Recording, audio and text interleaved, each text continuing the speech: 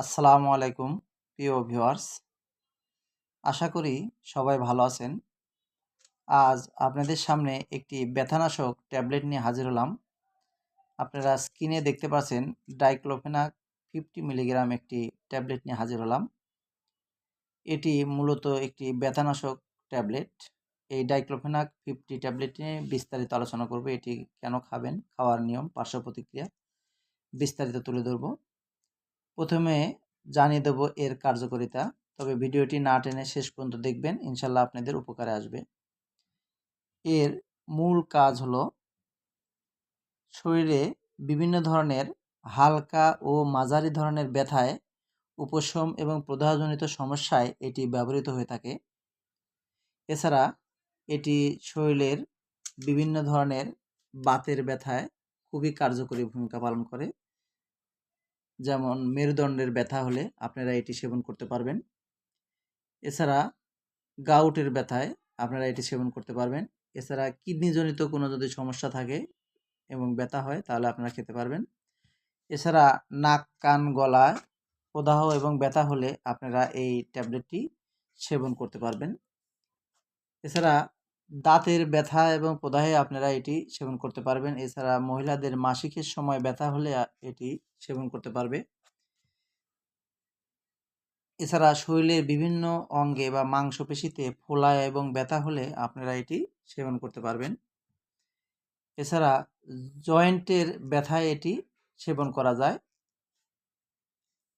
এছাড়া সার্জারির পরবর্তীতে ডাক্তাররা এই ডাইক্লোফেনাক ব্যবহার করে থাকে। এছাড়া দাঁতের ব্যথার জন্য এটি ব্যবহার করা যায় এবং মাইগ্রেন অর্থাৎ মাথা ব্যথার জন্য এই ট্যাবলেটটি কাজ করে থাকে। অর্থাৎ শরীরের বিভিন্ন ধরনের ব্যথার জন্য এটি খুবই কার্যকরী এবং খুব সস্তা মানের একটি ট্যাবলেট, অর্থাৎ ব্যথার জন্য খুবই ভালো। এটির কার্যকারিতা আপনাদের জানিয়ে দিলাম, এবার খাওয়ার নিয়ম আপনাদের জানিয়ে দেব। এটি প্রাপ্তবয়স্করা প্রতিদিন সকালে একটি, রাতে একটি, অথবা তীব্র ব্যথার ক্ষেত্রে সকালে একটি, দুপুরে একটি, রাতে একটি ট্যাবলেট সেবন করতে পারবে।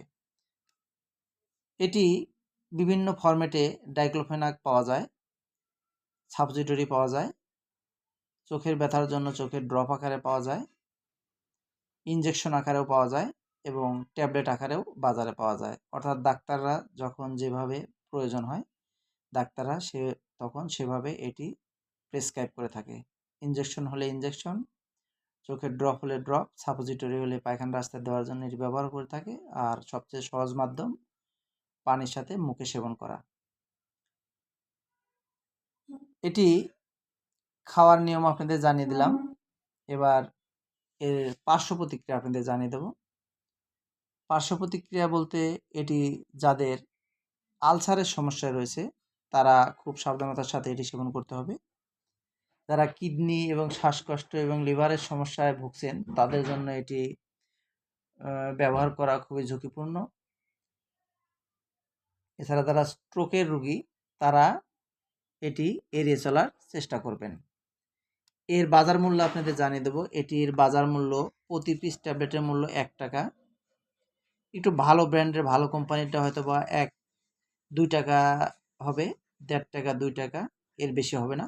এটি খুবই সস্তা এবং কম দামের মধ্যে একটি ভালো মানের ব্যথার ট্যাবলেট।